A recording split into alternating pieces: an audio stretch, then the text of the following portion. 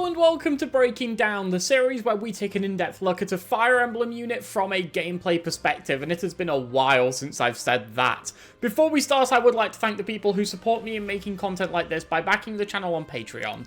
For more info, check the link in the description on how you can support from just £1 a month. Today, we will be looking at the heir to House Regan and the leader of the Golden Deer, Claude. While this series is not focused around plot, there is always a chance for spoilers, and certain elements of the game and its structure and story will inevitably be mentioned. So if that is a concern for you, feel free to give this a miss. Also, where relevant, this is considering the maddening difficulty on a regular new game file with no exploits or excessive grinding. If you want to see more content like this, consider subscribing to the channel, and if you could leave a rating on the video, it helps it to reach other people, as does dropping a comment, so I would really appreciate it. Claude is the leader of the Golden Deer House, meaning he is available from the prologue, and providing you choose the Yellow House as your own, he will be with you for the remainder of the game, with a couple of small exceptions such as him being unable to be deployed in Chapter 6's mission.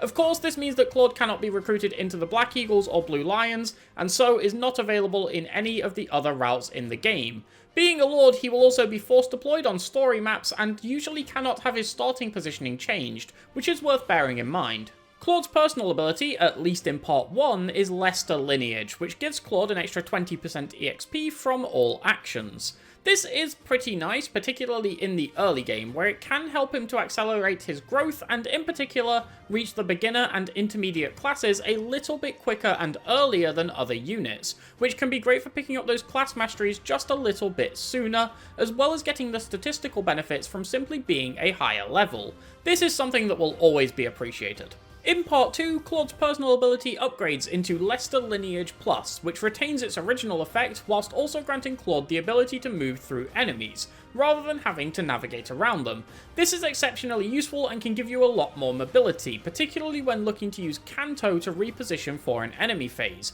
but in general it just gives a lot more flexibility and can allow for a lot more accessible tiles on each turn. In general, this upgrade is something that can be very impactful and is greatly appreciated. In terms of a crest, Claude comes packed with a minor crest of Regan, which gives him a 30% chance to heal for 30% of damage dealt when using combat arts. This can actually be quite annoying for a lot of late game setups, as this healing can push him out of ranges for low health abilities, which Claude can make great use of.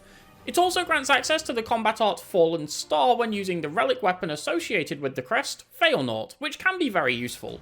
It also grants bonus healing with the Sword of Belgata, which is not very useful at all, but hey, it's something Claude has. Claude's skill spread is pretty wide, with boons in swords, bows, authority, riding and flying, banes lying in lances and faith, and a budding talent in axes. This gives Claude a lot to work with, and he isn't held back by too much either. The Bane in Faith is completely negligible. There's no real reason for him to want to go down this path, so being hindered here won't matter at all. The Lance Bane has a little more implication. It slows down early Tempest Lance access, which is always desirable, but in practicality it won't be too much of a problem. Of the boons, Riding is probably the lowest impact here, purely because it doesn't give Claude anything that he particularly wants, and it also isn't a required skill for any classes that Claude is really looking for. That being said, an extra boon never hurts, so sure. The flying boon is also strangely unimpactful here, and it is pretty rare that that will end up being the case for most units. There are ways you can make use of it, but it isn't as important as it usually is. We'll get more into that later. It can still help with some class certifications if you choose to make use of them, so again, no complaints. While the sword boon is only used for some early game class certifications, it is one you will likely want to make use of, as Vantage is an excellent ability to pick up on Claude. His enemy phase can really shine if given this in conjunction with some other tools, and while the sword boon here isn't exactly doing a whole ton, since Mercenary only has a C requirement, it does help Claude reach that a little quicker. The raised base here also helps reduce this investment, so this is helpful, even if only a little. He does get some combat arts from this too, but they aren't particularly important at all, so we will leave them off here. The bow boon is where things start to pick up, and this is definitely more impactful. First and foremost, the base rank of D lets him start the game with Curved Shot, which is always a positive. Its 3 range and plus 30 hit gives Claude a lot more opportunity to pick up some early chip damage or kills, and since this ability is super desirable for most characters, not having to invest to get it immediately is another nice positive, allowing Claude to put his focus elsewhere. The raised base also lets him class into fighter at level 5 with no investment needed, which means Claude can put this elsewhere in the early game if he wants to do so. This boon also makes classing into Archer at an intermediate stage very easy, something which is always desirable to do for its mastery ability, Hit plus 20. Outside of certifications, Claude gets access to some non-universal tools here too. At C+, Monster Blast can be a pretty useful combat art.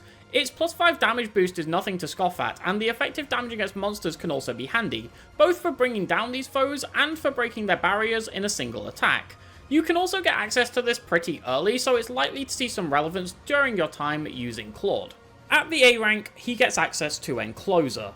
While this also provides a plus 4 might boost and a much appreciated 15 boost to hit, the big draw of this is its effect, which locks the opponent in place for one turn after they are hit by it.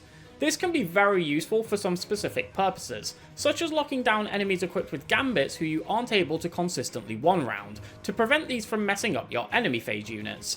Because of the boon and raised base, Claude can pick this up pretty early despite its A requirement, where its usefulness is felt even more. When the game progresses and you get more powerful and reliable kill tools, this does fall off just a little, but it never gets to the point where it stops being a useful tool to have in your arsenal. As far as boons go, Authority is always going to be one of the best ones to have. First and foremost, it allows the owner to get access to higher rank battalions with significantly less investment, and be able to use the gambits and higher stat boost that these provide. As well as getting these while having to put less in, you will also get them earlier. The raised base also helps here, and with Authority getting a boost to its gain with every single battle where a battalion is equipped, the impact of this boon can really be felt heavily. Alongside this, at the A rank, Claude also gets access to Battalion Wrath, which can be a highly impactful ability if you choose to make use of it. There are alternatives to this, and getting it at A rather than C does make it a little worse than the situation some other units have this in, which will be explored in a bit more depth later in the video. However, it is still something that is appreciated for Claude to have as a part of his kit. Claude does also get Battalion Desperation at C Authority, and while this can be useful on some units, Claude isn't one of them. He just doesn't have the speed to frequently double and can't access Darting Blow since he is a male. The final thing to go over here is the budding talent in Axes, which is exceptionally useful. When this is mastered by tutoring Claude in Axes 12 times, this will not only turn into a boon, but also grant him access to the Diamond Axe ability.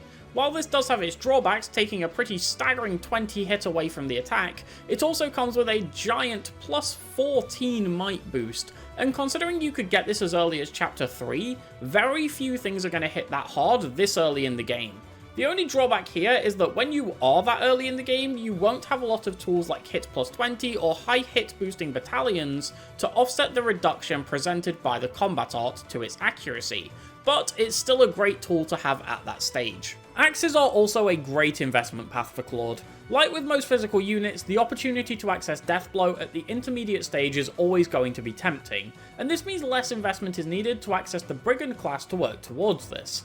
We will cover how viable Deathblow is later, but this is still helpful. It also makes other class options later down the line, such as Warrior, easier to reach too, which can be highly valuable and sought after. If you opted to go down a Wyvern path with Claude, this will once again make that pathing easier, although this may not be necessary due to Claude's status within the game. As a house leader, Claude gets access to some unique personal classes in part 2 of the game, and these definitely merit some discussion. When Claude is reintroduced in Chapter 13, he will have taken to the skies in a bow-based flying class, Wyvern Master. Later, after completing Chapter 16, this class upgrades and becomes Barbarossa. Both of these classes come equipped with some very strong properties, including 8 move and Canto, allowing for outstanding mobility to get Claude to wherever he needs to be on the battlefield, especially when coupled with Pass from his upgraded personal ability, giving him essentially the best movement options that it is possible to obtain. On top of this, they come loaded with JonoabboFE, giving Claude access to the only flying class with inherent JonoabboFE in the game, helping his damage with a highly flexible and useful weapon type, and one that Claude loves to take advantage of thanks to some of the previously mentioned tools he can use. Another great advantage of these classes is that it gives Claude free access to a high move, very powerful flying option without ever having to touch his flying rank. This allows him to invest heavily in other areas and pick up things that other units may not be able to, since they have to get in a position to pass the A rank flying check for Wyvern Lord. As for Claude's stats, he is pretty solid across the board, but doesn't really excel heavily. 11 strength is definitely solid, but not quite as high as a couple of others. 8 speed is somewhere around the average for units at level 1, and the same is true of 6 defense. Honestly, this is the case for most of Claude's stats. None of them are low, none of them are particularly high either, although 8 charm at base does make him the standout within his own house. Claude is statistically pretty uninteresting, so I don't really think there's too much point in dwelling on these. Before moving on, it's worth pointing out that Claude has 2 might supports, one with the avatar character Byleth and one with Hilda. Might supports are never a bad thing to have and can help out with damage, particularly an extra point or 2 early on, which will be really nice. That being said, these benefits only activate on linked attacks, and so are limited to the player phase, which can limit the usefulness with Hilda as the game progresses. Similarly, the lack of capacity to use Claude or Byleth as adjutants for each other make them a little bit less useful, although these are still very nice to have and can amp up these units in a clutch moment. When it comes to using Claude in-game, he starts off as what is essentially a very competent unit. He doesn't exactly shine, but he has solid damage output, is able to eat a hit, and has access to some solid tools. The first of these is Curved Shot, which he gets from base. Access to 3 range is never going to be something to complain about, and the accuracy boost on these can make him very reliable. This is always a sought after early combat art, and while it never requires too much investment, getting it completely for free is always nice. His high base charm also makes him a solid option for an early battalion, and will make his gambits more likely to hit than a lot of his peers, which can make a lot of turns more reliable. Giving him an early battalion also couples nicely with the authority boon, since it means he gets more growth out of this too.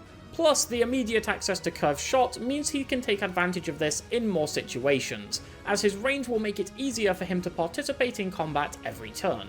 As for where you should point his early investment, there aren't really any bad options. Nudging up his axes to gain access to Smash can be beneficial, especially because this is a combat art which will see continued use moving forward due to its player phase crit boost. It's worth noting that if you tutor Claude in axes 12 times to master the budding talent, you can pick up the Diamond Axe ability that this holds as early as chapter 3, and by this point in time, its plus 14 might boost will be a massive asset to you, providing that you can land the attacks. Another good option is to bump up that authority rank even further, to allow for Claude to make use of the best battalions you can have access to at any given time. In particular, being able to use the Leicester Knights or Saros Knights C-rank battalions early on can be very potent, due to the Blaze Gambit that these bring to the table, which has a very large area of effect, alongside the battalion itself giving some solid stat boosts. As for Claude's beginner option, Fighter is the way to go here. Claude has access to this from base thanks to his default bow rank, and this class is just the best choice for him at the time. While in Fighter, his strength is boosted by 1, and when the class is mastered, it grants the ability Strength plus 2, amping up this damage even further. Although this mastery may be something that you need to come back to later, especially since Claude has his 20% EXP boost from Leicester lineage, meaning it is unlikely to be mastered by the time you reach level 10, and can upgrade into an intermediate option. Speaking of intermediate classes, one thing that can be worth considering here is Claude's defense stat. If he has less than 12 defense, then you can class into Armor Knight to permanently raise his base defense to 12, even when not using the class itself. While this will require a small heavy armor investment, you can gamble the certification with just an E+ rank, so it's not going to be far out of the way at all, and definitely can be something worth considering, especially if this ends up granting a few points of defense, which can be very valuable and make Claude's mid-game a lot easier to work with, since he will just be noticeably bulkier and able to eat hits a lot better. As for the classes you will actually want to use at this point in time, Archer is a very obvious candidate. Due to Claude's proficiency in bows with his elevated base rank and the boon, Claude will have no problem reaching the C requirement to guarantee certification here, and raising bows brings some solid benefits anyway with the additional ranks of prowess skills, access to some better weapon options, and moving closer to strong abilities such as Encloser, which are already desirable. All in all, getting here is both easy and beneficial in other ways.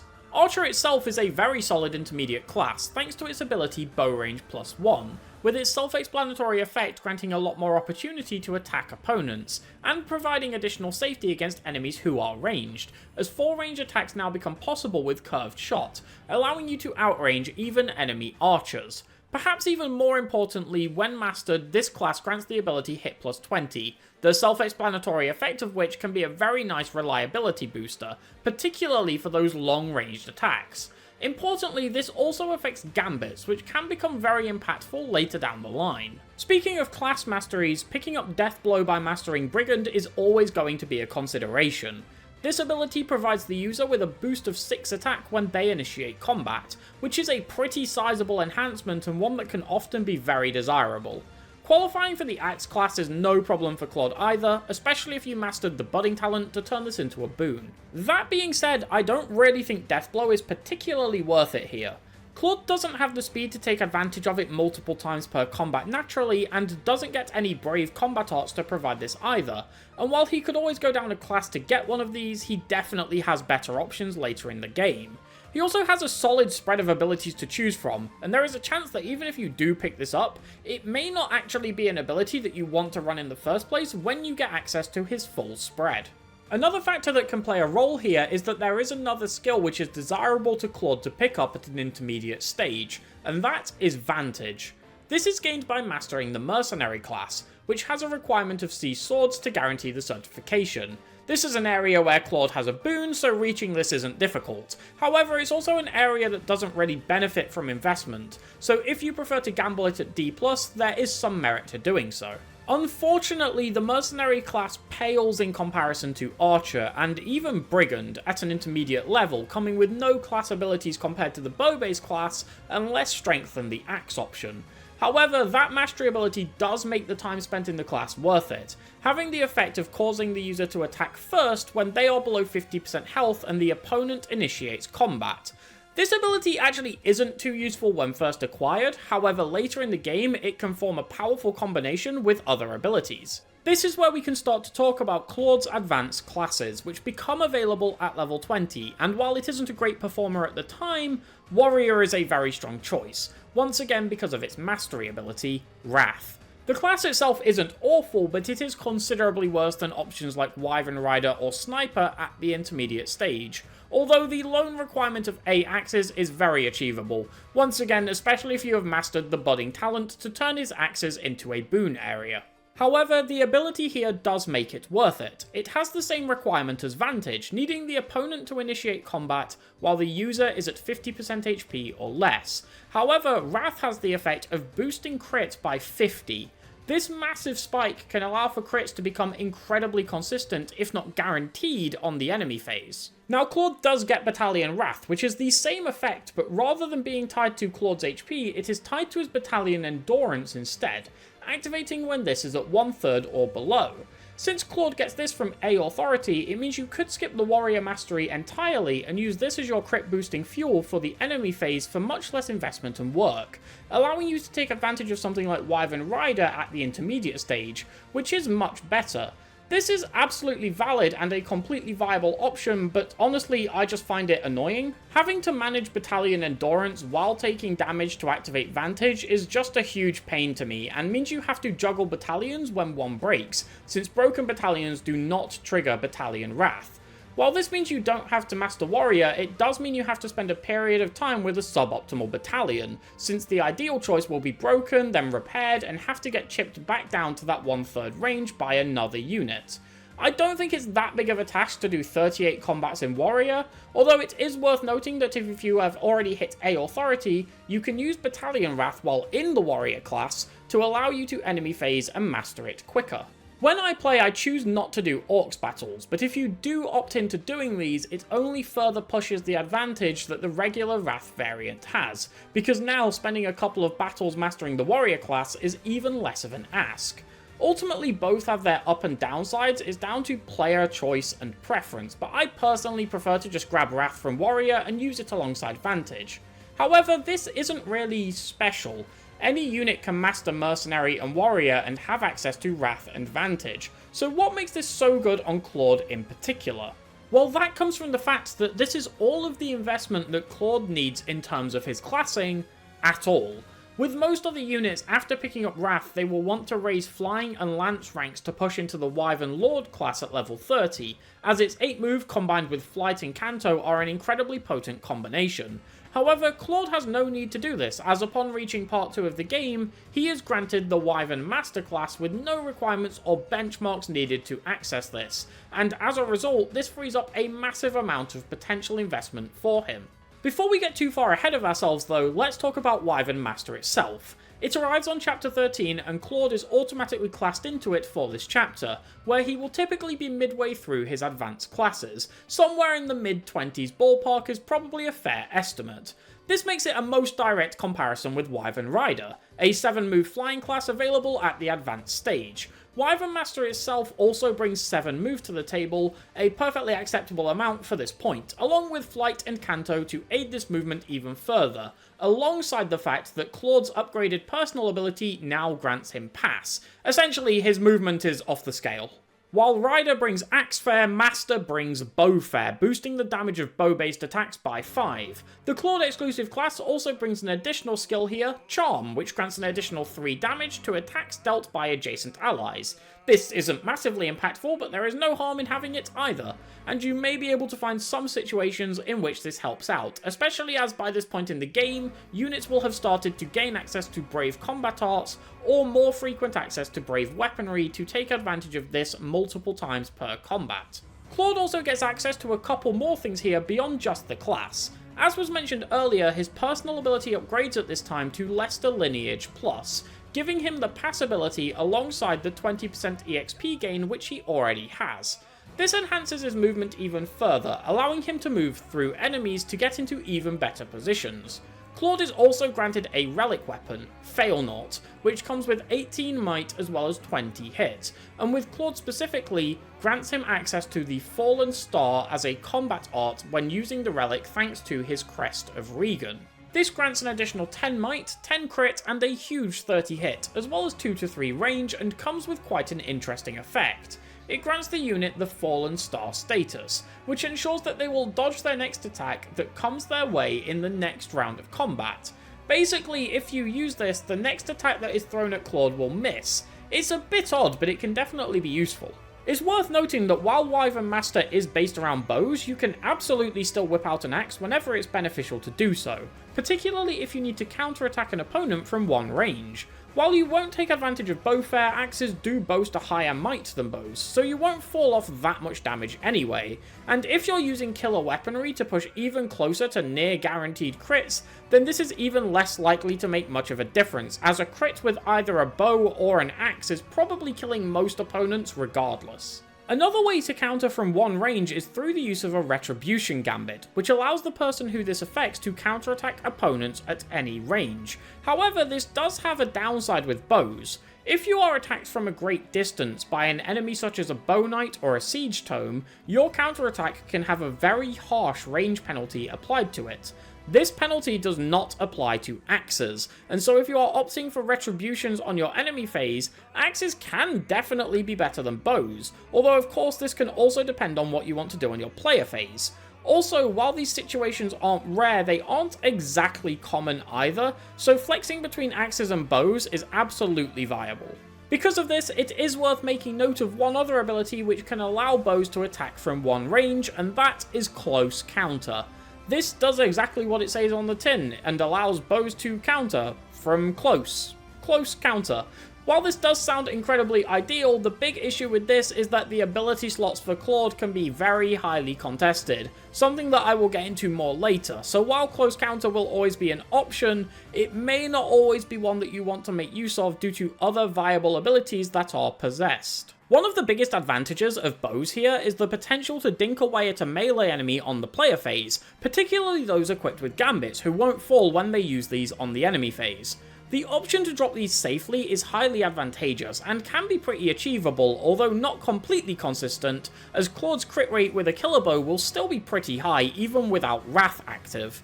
Another option is to use a combat art, with Encloser being particularly useful as you can simply lock down a gambit user and not have to worry about them when the enemy phase comes. Unfortunately, this is where the previous problems with Claude's crest begin to show. Since Claude really wants to stay below that 50% HP mark to keep Wrath and Vantage active, and because the Crest of Regan has a 30% chance to heal him for 30% of the damage dealt, it can easily push him over that, especially due to the crit rate being so high, since you will want the killer weapon equipped on the enemy phase. This can be quite awkward, and there isn't really a clean way around it other than just not clicking combat arts. Of course, if you do crit, it will likely heal Claude very significantly, to the point where he might just be able to take another attack, so it could work out in that way. Your other option is to just use a Divine Pulse if the fortune doesn't work out in your favour and the crest activates. Some people don't like using Divine Pulse in this way, and if that's you, then feel free to just disregard this option, but for those of us who don't mind, then you can just throw out the combat art, and if you happen to get that crest proc, then you can just Divine Pulse, and jiggle the RNG by taking a different action first, before trying the combat art again. While this does provide some solutions to the crest issue, it does still have a couple of problems, namely that it still relies on luck, and it relies on consuming a limited resource for that map in the form of your rewinds. Of course, this is all assuming Claude is doing everything himself. You can just use Claude solely to enemy phase, and your other units can pick off any battalion threats. With his 8 base charm and 55% growth rate, and any boosts you will have given him from stat boosters or battalions, Claude will have a pretty solid charm stat to massively reduce the accuracy of enemy battalions anyway, even if you do leave them alive and they choose to attack you. On Chapter 17, Claude's Wyvern Master class will upgrade to Barbarossa. This is a few chapters later than you would usually expect to reach level 30 for Wyvern Lord. I would usually put that at around chapter 14 to 15, however it still requires no investment, so there is still advantage here. While this is largely the same as Wyvern Master in a lot of ways, there are some notable differences. First of all, there are some increases to the class's stat modifiers, with an extra point of HP, strength, speed, and defense, and 2 extra points of skill. While these stat increases are small, they can still be appreciated. What is definitely important is the extra point of move, which can allow Claude far superior positioning, especially combined with flight, canto, and pass. One last thing to note about Barbarossa is that when it is mastered, it grants access to the Wind God combat art. This bow-based attack gives 5 might, 20 hit, and has a massive range of 2 to 5, giving you the opportunity to deal quite significant damage from a massive distance away. While this will be acquired very late in the game if you don't make use of Orcs battles, it can still be handy for the few maps that you do have it for. While Wyvern Master and Barbarossa are great, there is still a case to make for Wyvern Lord at level 30. Axes hit harder, and as mentioned previously, don't suffer the range penalties that bows do when counterattacking from long ranges using a Retribution Gambit. They also don't require close counter to retaliate from one range. With this class being spec'd in axes, it lines up perfectly for this. So what exactly is the edge that the flying bow options have? Well, the main one by far is that Claude does not have to invest into his flying or lances at all. The Wyvern Lord class requires A flying to guarantee certification. Although this could be gambled lower, it would require pushing that Lancebane up to a C rank, which can also be quite time consuming. Whichever way you slice it, this is looking to be quite a lot of investment that, thanks to the personal class, Claude doesn't need. This means he can use that time to push into other areas, such as investing more heavily in authority to get early access to A rank battalions, as well as the battalion wrath ability which is held there, or pushing up his axe or bow rank to gain earlier access to high level prowess skills, combat arts such as Encloser, and even the high rank abilities like Weapon Crit plus 10 all the way up at the S rank, allowing Claude to reach his power spikes much earlier. It's also pretty questionable how much Claude actually needs axe fare to be able to kill with axes in the first place when he will be bagging crits frequently, so if you did want to use axes, just doing so in Barbarossa will be completely fine. As for Claude's actual abilities here, it can get a bit messy. There are a lot of options, some of which can vary based on which weapons you are using. If you find you are only making use of one of bows or axes, then you only need one prowess skill, but if you are switching between them, then both can be tempting. Hit plus 20, Vantage, and one variant of Wrath are pretty much locked in. Then you have things like Close Counter and either Bow or Axe Crit plus 10. If you are using Battalion Wrath, you may also want to opt for Defensive Tactics, to reduce the amount of damage your battalion takes when you are setting up Vantage. All of these choices are why I don't think Deathblow is necessarily worth picking up. It has some stiff competition.